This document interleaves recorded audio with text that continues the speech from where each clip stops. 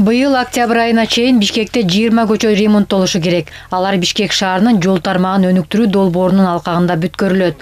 Кала башчы 4 көчөнүн жолдорунда жүрүп жаткан жумуштар менен таанышты. Өзгөчө жергиликтүү жашоочулар ыраазы болуп жатпайт. Ал эми бул Панфилов жана Медеров көчөсүндөгү ремонт иштер. Жолдогу иретсиз курулуштар алынып кеңейтилүүдө. Жалпы узундугу 780 метрди түзөт. Жолдун салынышы менен арыктар тротуарларда болот. 7200 чарчы жерге асфальт бетон төшөлөт. Жумуштар жалпысынан 60%ке бүттү.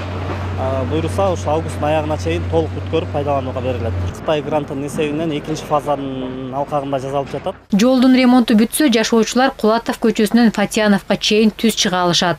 Ал үчүн ортодо үйлөр тосуп турат. Мэрдин айтымында бул маселени чечүү жолдору каралууда. Эгер ошол эки үйдү алсак, алардын дагы стоимостторун азыр бул үйдүн ээлери кызыл китебиз баары жеке менчик деп атат.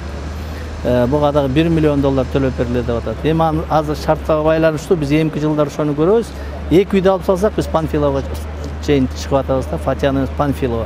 Кабаттуу үйлөрдүн тегерегиндеги жолдорду асфальтталып, тийиштүү шарттар түзүлүп жатканына жашоочулар кубанычта. Айтымдарында айрыкча кыш мезгилинде унаа менен да жөөдө өтүүдө абдан кыйналышчу. В таком хорошем районе, в двух шагах от Дзержинки, и ужасной дороги уже столько лет. Шаардын борборундагы мыкты райондорунда жашап туруп, жолдон абдан кыйналып келдик. Айдоочулар, жөө жүргүнчүлөр, өзгөчө коляска сүйрөгөн жаш энелер кыйналчубуз. Анткени жолду дайыма суу, балчык каптап турчу. Эми жол салынып жатканы ал көйгөйлөрдөн кутулабыз деп жатабыз.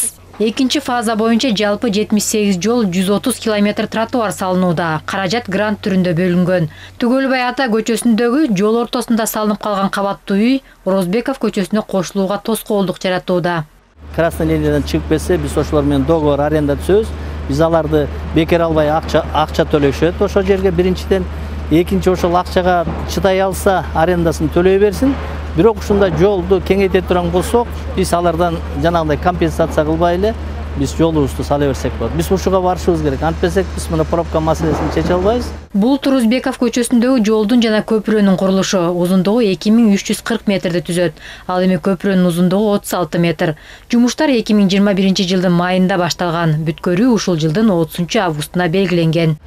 Турузбекова, Кулатова көчөсүн көрдүңүздөр, Фатьянова жана Панфилова. Мына ушул проекттерди 31 августка деп пландап атабыз буйруса. День независимости карата.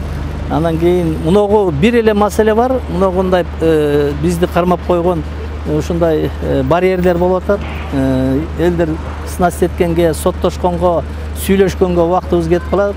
А болбосо 31 августка ушул 1 сентябрга карата балдарыбыз келет. Ошондо пробка маселесин чечүүнү да бир жолу айтып кетким келет. Сентябрга машина көбөйөт.